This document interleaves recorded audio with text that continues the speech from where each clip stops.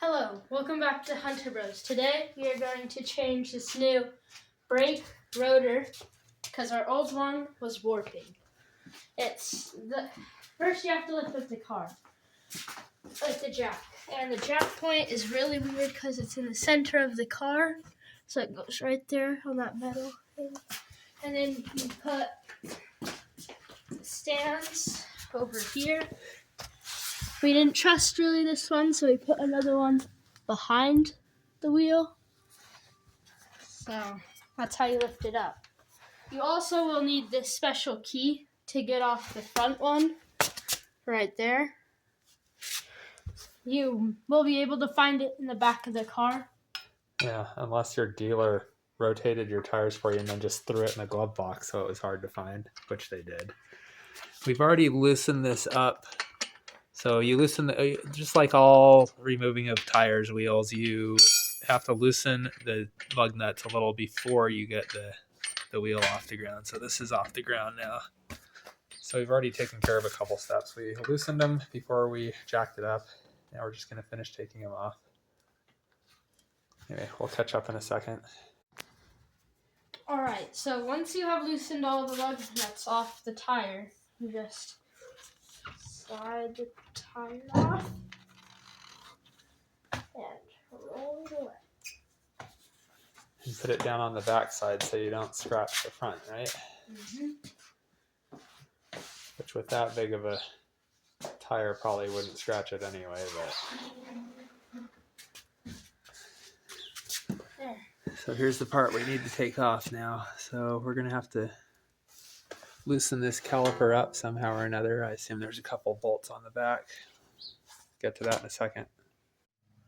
So it looks like we got two bolts, one here and one down there.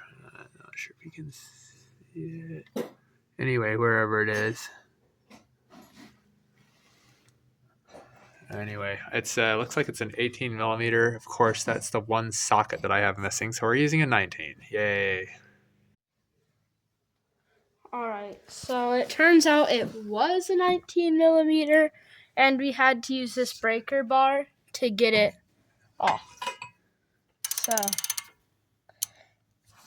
you can see it's loose. Yeah, so you can take it off with your fingers now, probably. Or maybe not. Or use this socket, pull the socket. Alright, so we've taken both bolts out of the back of the caliper, and now we just need to hang the brake. The caliper. We're going to hang it to the top of there or something so it doesn't put all the pressure on that brake line. So we'll do that in a second. Alright, McKay, tell them what we did to get this off of here. Alright, so we saw a video that said you could double hammer it by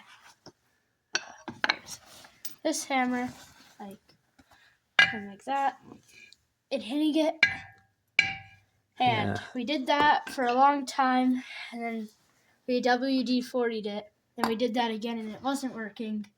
So we started hitting it from the back until it came off. So we used the rubber mallet first. That didn't loosen it. It was really tight, just stuck on that hub there.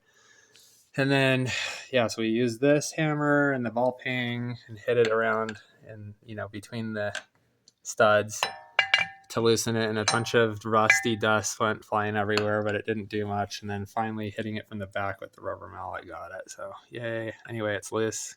You can pull it right off now. But it's kind of heavy, so be careful, McKay. Okay, just put it down, upside down on the ground. So yeah, carefully. I'm not 100% sure. We've already compared it to the size of this one and it looks like a good match. So now we're gonna take some brake cleaner to this. We'll take that outside and get it all brake cleanered up and stick it on there. Try to keep it clean. Alright, now we're going to spray some brake cleaner on the brake we're going to put on to get rid of all the grease and wipe it off with the paper towel so that there's definitely no grease on it.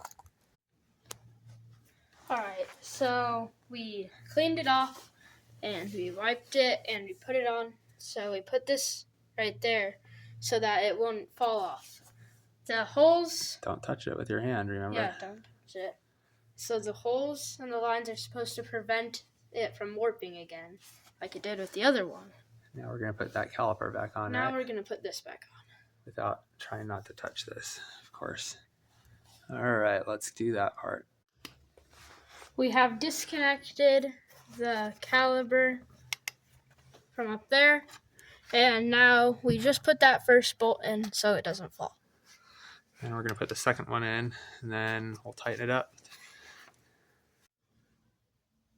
Supposedly, the foot-pounds is 75. 79. 79. And that's for these So bolts you right set here. For them, for the back. For those bolts right there is 79 foot-pounds. And you've got that, I think, adjusted for this. Anyway, use a torque wrench or just tighten it up real tight and hope it's good, I guess. That's the other method. But we use the torque wrench to 79 pounds for those two large rear bolts that go on the back there. So that's done. Right, McKay? Uh-huh. Okay, we've put the torque specs on the bolts. This caliper, and we replaced the brake rotor. Okay. The brakes are the things that go in the caliper. So those are the brakes. This is the caliper. That's the rotor. Right, McKay? Mm-hmm. Yeah, that's what he was testing me. Yeah. All right, now we're going to put the wheel back on, hopefully. And I'm going to help McKay because these things are kind of heavy. All right, so the next thing, we're going to put this all back together and we're going to do the torque specs on the wheel, which I'll figure those out in a second. All right, so here's Mr. McKay putting the lug nuts back on the wheel. Apparently the torque specs are 76 foot-pounds, so we're going to try to do that. Anyway, this wheel should be done. We'll go to the other side.